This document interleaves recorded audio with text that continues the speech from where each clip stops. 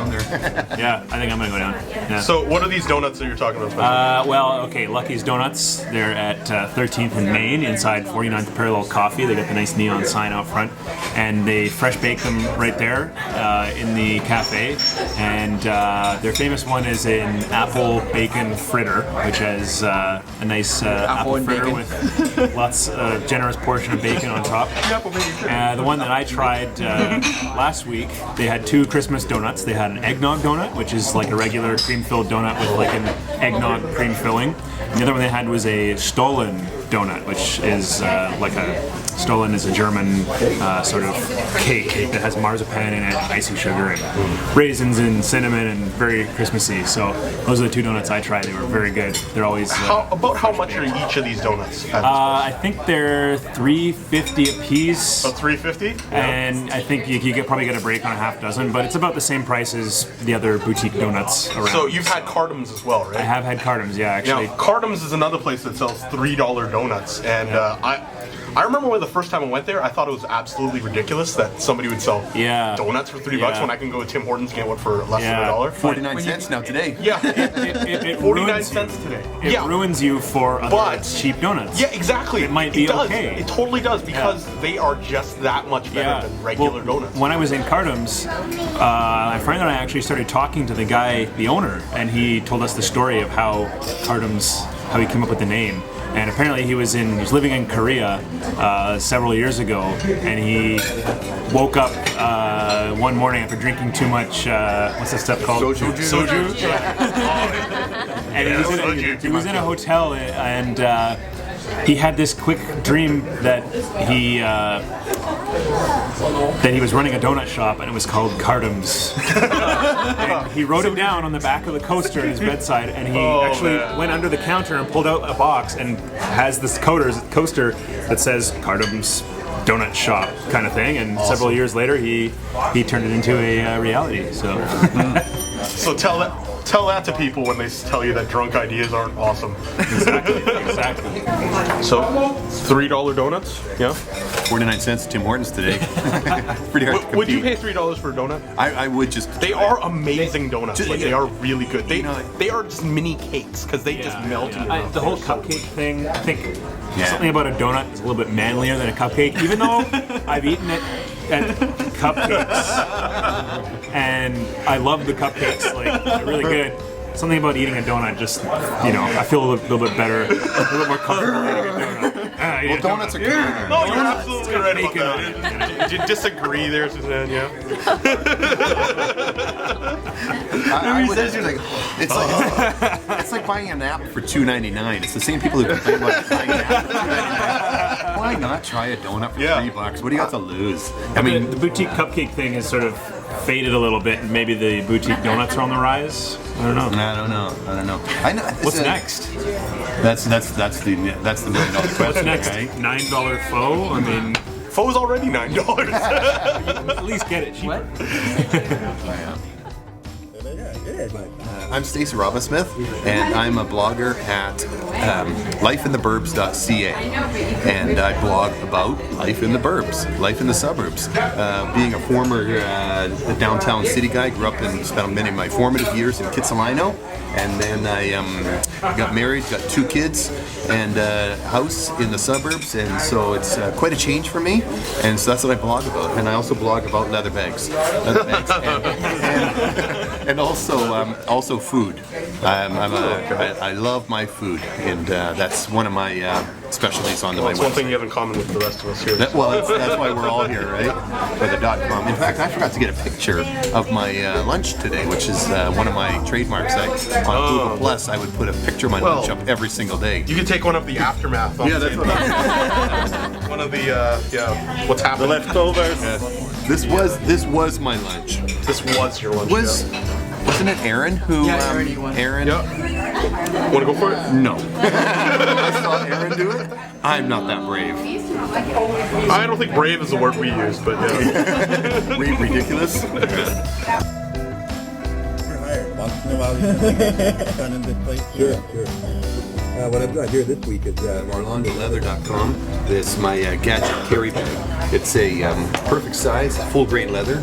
It's just that beautiful leather smell inside of it. You can slip your iPad perfectly like this. Is actually the prototype bag, and so what we've got is it's just a little bit too narrow. When the redesign is going to have it 1 centimeter wider this way, and then you've got a little compartment in the front here.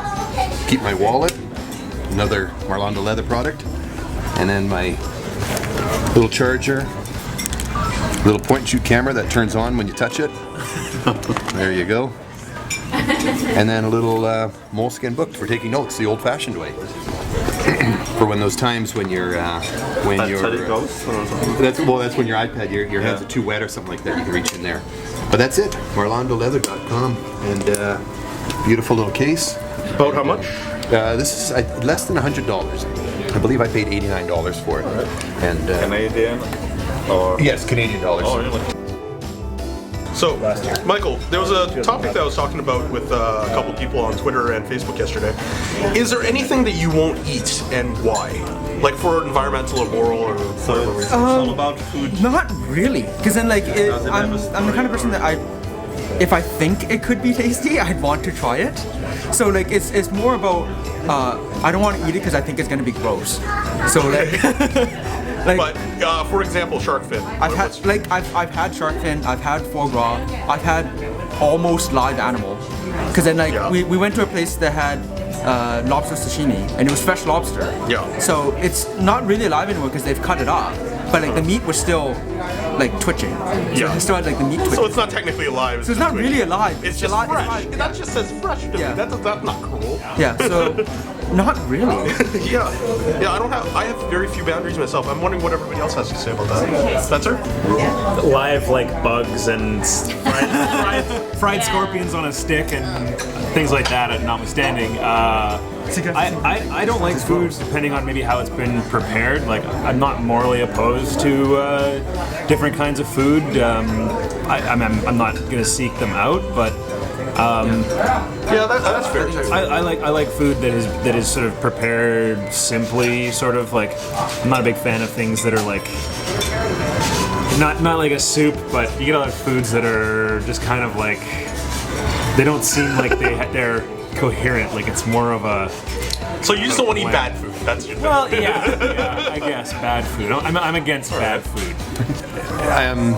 It's interesting listening to Spencer saying about bugs, because I would not hesitate in trying or eating bugs, knowing if they are made as a food. I'm not just going to walk down the street and pick up a slug, but if there are bugs, and I know there's a lot of cultures that do use bugs in food, and so I wouldn't hesitate to use that. Whereas stuff like shark fin, that does bother me because of the way that it's harvested and what happens to the sharks and the impact on the world's oceans. So that would bother me. So bugs, yes. Almost live lobster, sure. But I guess it's things like Anthony Bourdain's bear venom, or no, not bear venom. No. Oh, dude, if bears have venom, we are screwed. It was bear bile.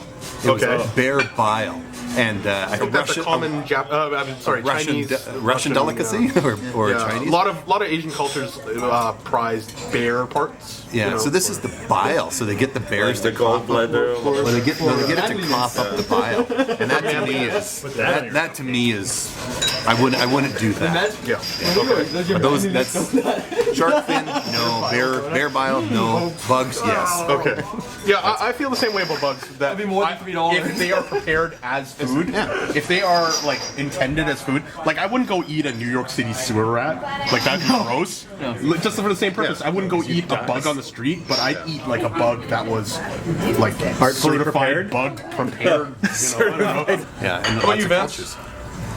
Well, I wouldn't eat a dog or cat or animals like that, which unfortunately some people actually go and kill and eat.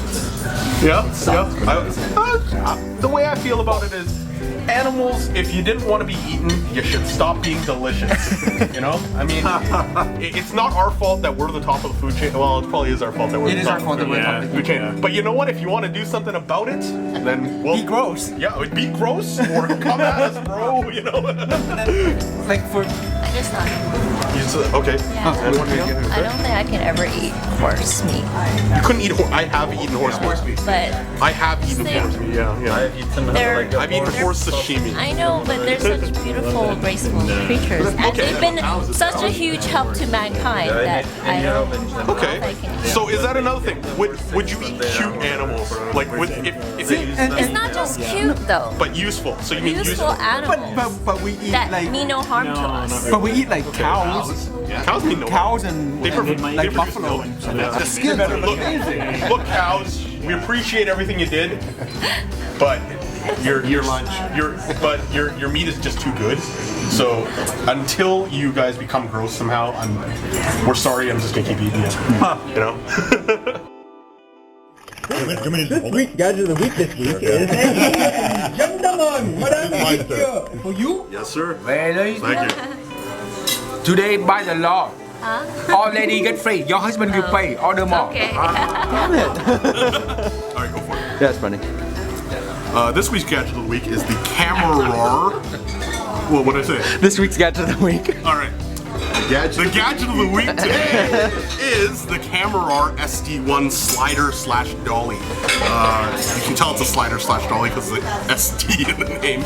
And it's about $130. Comes from the States. It's actually really well made. And most sliders like this, or dollies, cost a lot more. This one's not exactly the smoothest motion, but I mean, that works. I mean, it makes a really cool slider or dolly shot. You can make your own Michael Bay movies if you want. And if you lock it down, you have some skateboard wheels on the side. I think they're actually rollerblade wheels. And they're adjustable to make whatever dolly shot you want to make. And you can actually lower these,